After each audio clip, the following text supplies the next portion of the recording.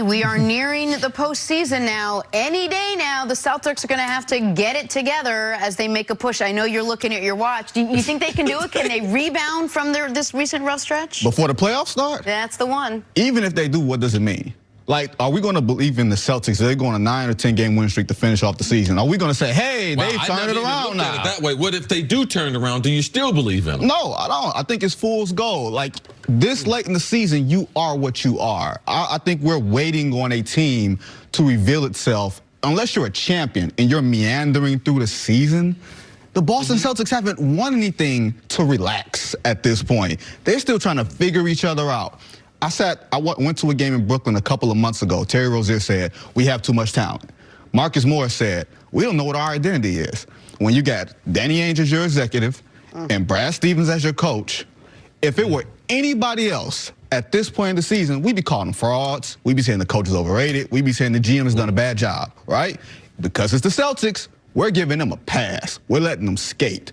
Why do you think that is? Because we've already anointed Brad Stevens as the boy wonder. Yep. Because we said that Danny Ainge is the genius. I'm so glad you here, V. They did that last year. This was before I knew you, bro. Okay, but they were saying, oh, he's one of the top 2 coaches. They had him in the same breath. I'm talking about when Pop, they would say Pop, Steve, and in the same breath. I mean, they wouldn't even take a breath and just let Who's they? I'm just curious. Who's they? I was one of many. Now, listen, while I may have overrated Stevens, I also might have been the only person that properly rated the Celtics. Because last year, no team has ever gotten more run out of almost making an NBA Finals than Boston last year. Agreed. They took 7 games last year to beat a Milwaukee team that didn't have a coach. They then beat Philly in 5. That sounds more impressive than it looked. But, you know what, beating Philly in 5, that's great.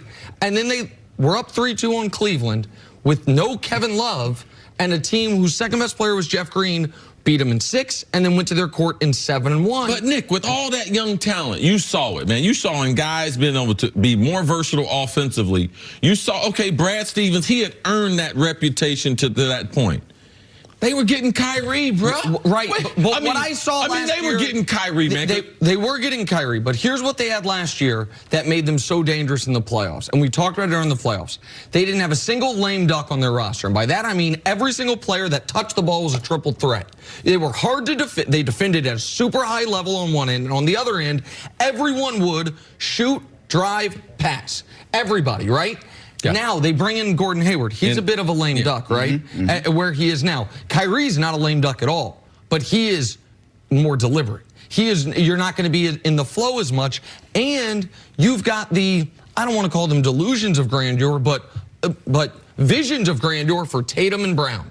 That this is going to be my time. And both those guys this year are worse than they were last year. Their field goal percentage down. For Brown, his points are down. For Tatum, his points are slightly up, but his 3-point percentage is way down. They are worse players than they were last year. Well, I will say this. I think Jaylen Brown has been better than what people have said that he is. Okay. I think Jason Tatum has been rocked by the Anthony Davis trade rumors. Basically, ever since Boston came and called New Orleans and said, hey, don't take that deal. Okay. We may have something for you. And they definitely didn't get the heat that my man Magic got, LeBron got, everyone. They was even trying to blame Luke Walton. Luke Walton, I'm just here. I couldn't call no one. I couldn't offer nothing in the trade. But man, since you make the All-Star break, they're 6-10. Absolutely. They're 1-8 against winning teams. There are 3 teams in this league that with 75 games through the season, I think the general public needs to recognize has been mostly misanalyzed. 2 in a good way, 1 in a bad way. Those teams are the Clippers. All year long, we've been waiting for the Clippers to fall off.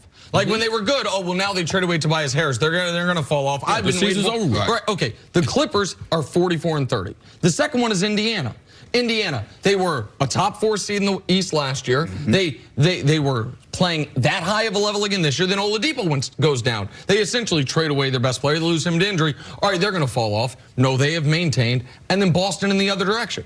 Everyone's been waiting for a Boston team to show up that has never existed. The championship contender, Boston Celtics, led by Kyrie Irving, that's always been an idea. It's not like we've ever seen it. We've never even seen that team exist. And the point that we were discussing earlier that is the most vexing to me is what is it about Kyrie as the best player on a team that doesn't lead to winning? Is he Stephon Marbury? Ooh, now I saw Steph play. I was there in the Twin Cities when him and the Big Ticket were together, and they couldn't coexist. He was nice. And very selfish, though. His style, a city game from New York City. I got to pound it. I got to go between the legs. I got to do that, and I'm going to get my shots up. And he had some very good years there individually. And I'm not saying that as a bad thing. I'm saying there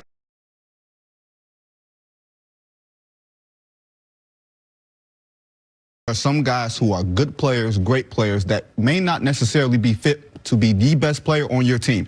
And not just that, you got to have a coach who's strong enough to assign roles and say, hey, Kyrie is going to be the guy late, and you guys have to accept that. I don't think everybody's accepted right, and I think that we can point some blame at Danny Ainge, because if Brad is your coach, you need to be able to empower him. Now, Brad, to me, doesn't have that dynamic personality. Now, his X's and O's, I believe, are very, very solid, one of the best in the NBA. But is it better for Danny Ainge in this season, if they don't have success, the throwaway season, that he finds out, you know something? I can't have a superstar with Brad Stevens unless he's a post player, unless he's a guy who's going to distribute the ball so we can run our motion offense, so that we can do the things that Brad likes to do offense. But see, I don't know if it's an X's and O's thing. I think it's when you're coaching 82 games and you're coaching a team with a lot of talent, it's about role assignment and role acceptance. Okay. I don't think these guys know exactly what their roles are, so they can't accept what their roles are because it changes from a night-to-night basis. When you're bringing in Gordon Hayward, who's making $30 million, that franchise has to be invested in his success, right? Yes. But Jaylen Brown and Jason Tatum are like, look, man. We're trying to one day make $30 million. Not only that, but we're killing this dude in practice every day. Like, we're not seeing that, but I'm sure that's exactly what's going on. That's a great point You want me to take a